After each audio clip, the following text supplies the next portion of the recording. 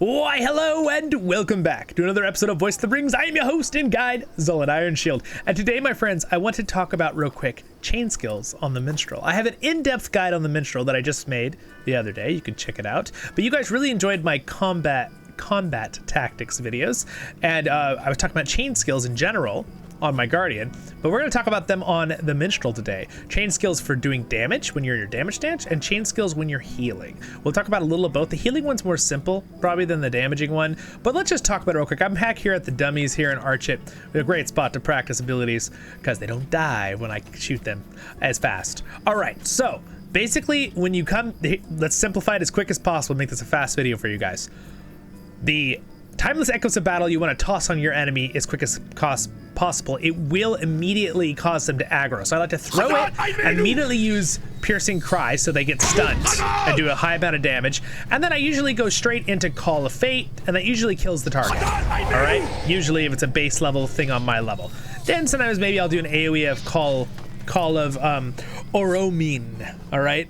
On the target, and these are all AoEs. Cry of the Valor, Cry of the Wizard. Now again, if they get out of my stun and they are coming at me real quick, I can use Cry of the Wizard. This is actually a attack AoE. It does a slow and a slow duration. So you looked at my in-depth guide, I hit them all. So now they're all slowed if they turn and run at me, right? Again, these are dummies, they're not gonna move. But a normal character would be running at me if I aggroed them and attacked them. Aggro means to make them get angry and come at you, right?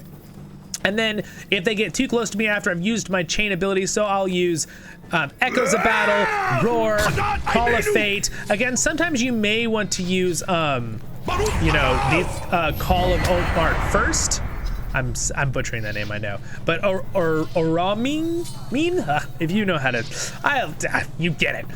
You might want to use it first because it actually reduces their light mitigation by 5,000. So what you could do is you could do Echoes of Battle, which reduces that. Do that, AoE, stun them with Roar, Call of the Second Age, then maybe AoE Cry, then get the slow when they're unstunned, Cry of the Wizard. When they get too close to you, use Second Age, boom. If they're all on cooldown, remember you do have abilities in the tree, the red tree, that when you're using your ballads, they will refresh the cooldowns by 1 second of your other abilities. So then it'll open up your other three, right? Which I explained in the depth guide video on Minstrels. Go ahead and use your Anthem of War and your other one, and then use your Coda of damage. Again, remember, you can stack one ability over and over. So I could just stack this one, this Minor Ballad, because it'll stack plus 3% tactical damage over and over. So I can do that. I can get these buffs on, which are a whole minute long, right? And now, if I'm ready to attack a big target, I'll do way extra damage to that target. You notice my crits are already bigger. And then use your Coda, because it's going to reset anyway. Then use this one again, use your abilities again to stack it back up. Maybe use your Call while you're kiting backwards. You can always use your Fear if you need to on the target, right? If it's a target that is sentient, doesn't work on animals, right? Use that. Let's say you're overwhelmed and you're not able to kill them fast enough, so you use a heal on yourself, right? You're using it, it's too much, you shield yourself with the... because you're just losing, you just can't beat them. You realize you can't beat them, you get silenced, so you use this ability. It immediately open up your Codas to rebuff all your things, right? While you're kiting, use a Roar again to stun them, that kind of thing. Use Coda of Fury, and then again, you could just use your Still as Death and de-aggro all of them if you're just losing, right? And they'll run back to wherever they were. Again, that's always a nice thing with Minstrels when you're soloing, right? Or when you're healing and you need to get aggro off you real quick.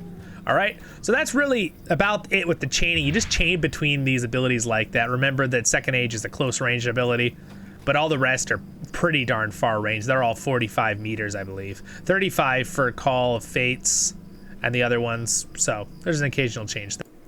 But that's pretty much all you need to know. So now let's talk about real quick chain heals and we'll be set. Unfortunately, we are in aggro with the things. I'm gonna wait a second. It should de-aggro. Come on. Oh, we look so cool though. Look at our scary little mace. All right, I should be de-aggroed by now. What's happening? There it goes. All right, so we're gonna switch over to 2 here. I'm gonna switch into blue line like I'm healing. So now with healing, you need to make sure you're in the right stance. Remember my in-depth guide, I told you about that. So you could do the melody stance if you want to be half and half there. But I kind of like to do the resonance stance because that actually changes your one ability to healing. Again, I need to reorganize my heal abilities. They're kind of all over down there. But your ideas on healing is this is what you need to think about when you're chaining heals on people.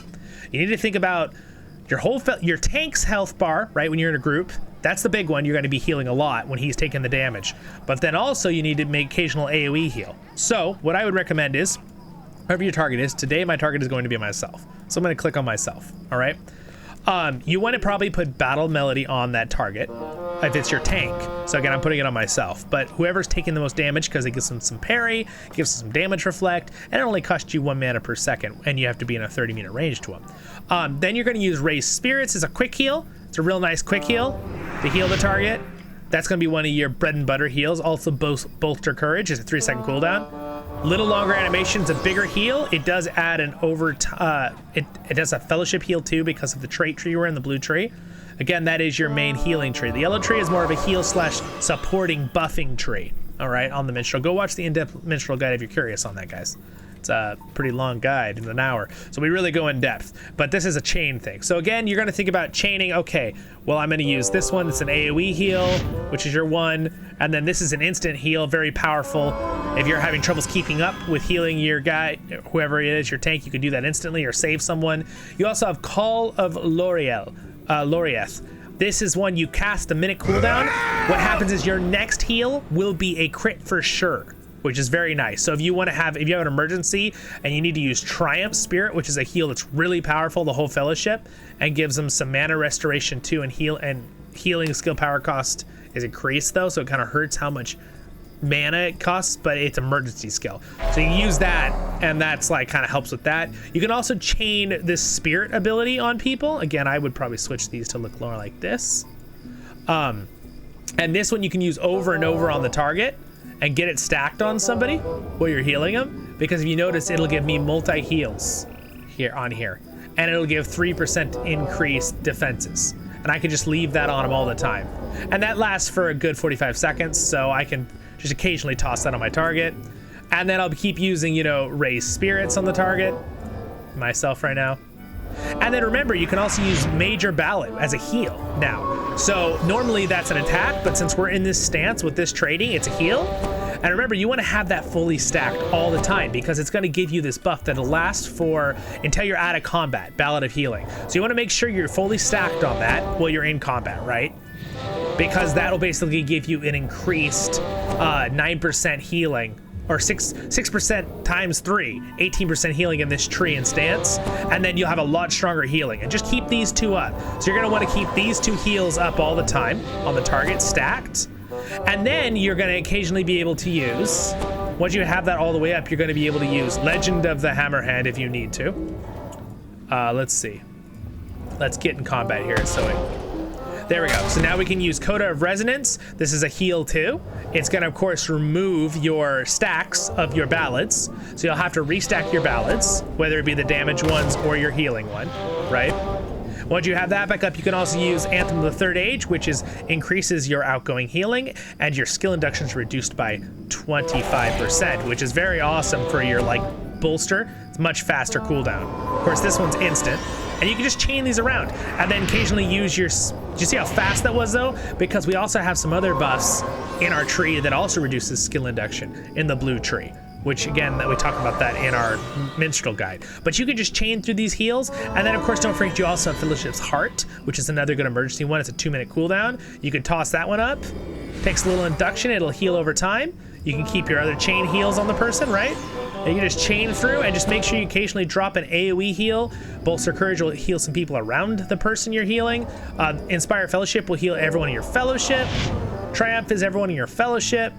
So is Fellowship's Heart, and you'll have to move targets occasionally. And then you also have Legend of the Hammerhead, which gives a shield to you and everybody else around you, right? And if that shield doesn't go away, it restores a little bit of health to everyone if it doesn't get broken in the duration of it being up. So it's a nice little thing. Again, the healing is much easier. Just you have to know who you're targeting and stuff. The chain one is the one you have to think about when you're chaining attacks. So anyway, there's another combat one. I hope that helped you guys out on Minstrels. and a couple people asked for that. So you guys have a great Middle Earth. Don't forget to leave comments. I'm happy to answer any other questions. Thank you to my patrons for your support. Subscribe button's there if I earned it. If you like LOTRO, if you like any Lord of the Rings content, we do that all here on Voice of the Rings. So subscribe if you enjoyed. Next episode will be up there in the top left, and my main content LOTRO tale with voiceovers will be over there. Hence why we're Voice of the Rings. Have a great day in Middle Earth, my friends. Baruch Kazad, Kuzad I Menu.